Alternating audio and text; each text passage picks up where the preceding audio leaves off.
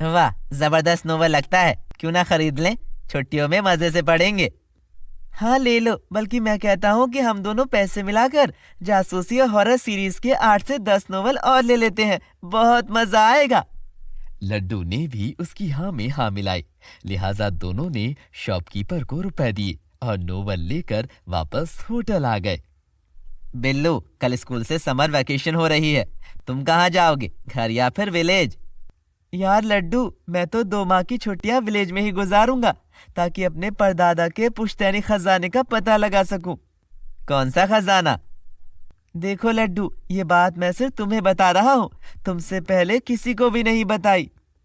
अच्छा बाबा, तुम बात बताओ। लड्डू, आज से तकरीबन 100 साल पहले की बात है। एक दफा मेरे परदादा किसी काम से दिल्ली के करीबी गांव गए हुए थे। मुल्क के खराब हालत को देखते हुए जल्दी से वापस लौट आए, लेकिन रास्ते में उन्होंने एक जगह एक गाड़ी देखी जो पेड़ से टकराने की वजह से टूट फूट गई थी। उसके सारे मिरर टूटे हुए थे।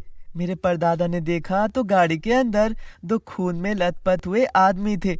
मेरे परदादा ने उन्हें देखा तो मालूम हुआ कि वो मर गए हैं। अचानक मेरे परदादा की नजर गाड़ी के पिछले हिस्से पर पड़ी, तो वो ये देखकर हैरान हो गए कि वहां ढेर सारे चांदी, सोना और डायमंड भरे हुए थे। वो समझ गए कि ये सब कुछ लूटा हुआ माल है और ये लेकर कहीं जा रहे थे, और शायद रात के वक्त ये हादसा इनके साथ हो गया, अंधेरे की वजह से।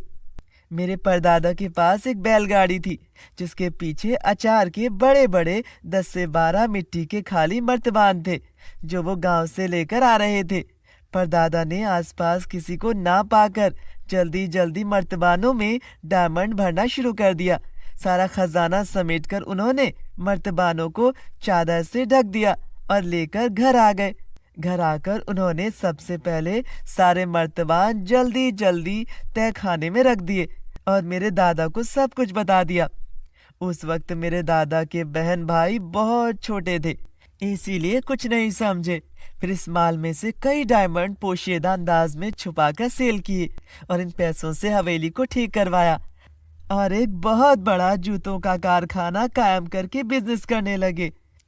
इस दरमियान शहर की हालत दिन ब दिन खराब होते चले गए। कत्लो आम, खूब लूट मार आम होती गई। ये हालत देखकर मेरे परदादा ने वो बाकी का खजाना हवेली के किसी खास जगह पर छुपा दिया कि अगर कोई लूट मार हो गई तो हमारा खजाना महफूज रहेगा।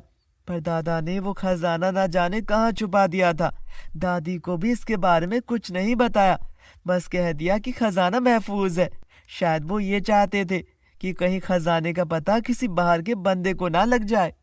ये हंगामों के बीच मेरे परदादा को बहुत सख्त बुखार हुआ और वो कुछ ही दिनों में बुखार की तकलीफ से अल्लाह को प्यारे हो गए। और साथ ही खजाने का पता उनकी वफात के कुछ अरसे बाद जब मेरी परदादी परदादा के सदमे से बाहर आई तो उनको खजाने का ख्याल आया। तो उन्होंने सारी हवेली छान मारी, लेकिन खजाने का कहीं कोई सुराग नहीं मिला। उनकी औलादों ने भी खजाना बहुत तलाश किया, लेकिन कुछ मालूम ना हो सका। आज से 100 साल पहले की बात थी ये। 100 साल गुजर गए हैं, लेकिन इस खजाने का किसी को कुछ पता नहीं है। हार कर सबने मायूस होकर उसकी तलाश छोड़ दी। उनके कहने के मुताबिक खजाना चोरी हो गया होगा, लेकिन मेरा दिल ये नहीं मानता कि वो खजाना कहीं चोरी हो गया है। ये सब कहकर बिल्लू चुप हो गया। बड़ी अच्छी कहानी है। लड्डू ये कहकर हंसने लगा तो बिल्लू ने कहा, मुझे मालूम था कि तुम यही कहोगे। सॉरी बिल्लू, मैं मजाक कर रहा था। तुम सच कहते हो, खजाना वो भी इतना बड़ा एकदम कैसे चोरी हो सकता है? हाँ, उसी वजह से तो मैं इस बड़ी पूरी हवेली को छानना चाहता हूँ, क्योंकि अक्सर जासूसी नॉवलों में इस किस्म के खजाने ऐसी जगह पर ही पाए जाते हैं जहाँ किसी का ध्यान नहीं जाता। फिर लड्डू बोला, अगर मैं वहां होता तो देखकर कोई सुराग लगाता। तो तुम भी मेरे साथ चलो। ठीक है, मैं चलूंगा तुम्हारे साथ। हाँ, अच्छा रहेगा, तुम्हारे साथ छुट्टियों का मजा दुगना हो जाएगा। चलो ठीक है, लेकिन मैं पहले अपने अम्मी अब्बू से इजाजत ले लूं, फिर चलूंगा। बल्कि अच्छा है कि छुट्टियों में कोई मेहनती काम करके टाइम पास करें और अपनी इन जासूसी नॉवलों से हासिल की गई सलाहियातों से कुछ फायदे उठाएं। ये कहकर लड्डू अपने घर का नंबर डायल करने लगा और इजाजत मिलने पर खुशी खुशी बिल्लू के साथ जाने की तैयारी करने लगा। गर्मी की छुट्टियां स्टार्ट हो गई थी और दोनों को अब इस खजाने की खोज ने दीवाना बना दिया था।